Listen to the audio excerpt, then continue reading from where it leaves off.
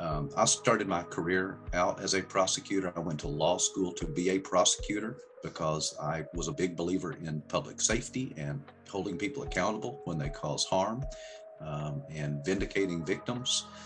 Still believe those things, but my perspective really grew through a college prison initiative that my alma mater invited me to teach in. And being in a room with people who were incarcerated for extremely long periods of time for crimes they committed as kids, seeing the ways that they had invested in their own rehabilitation, seeing the change that had occurred in them, that their potential to impact their communities in a positive way was just without limit. It really started to change my way of thinking.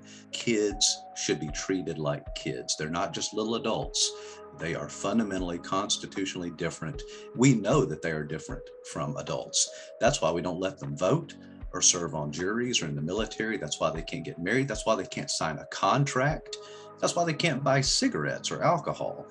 They are fundamentally different. Over half the states in the country have either passed laws abolishing life without parole for kids and creating second chance opportunities, or as a practical matter, they have never, imposed that sentence. New Mexico can look at the experience that a state like West Virginia has had that passed its bill, which is also a 15-year release eligibility bill, way back in 2014. They now have 7 years of living with this legislation. They're paroling about half the people who come up for review. So far, their recidivism rate is zero. They are getting this right. New Mexico should not feel like it's going out on a limb, taking a chance. You can look at the experience of other states, again, very geographically and politically diverse states, and say it's working there.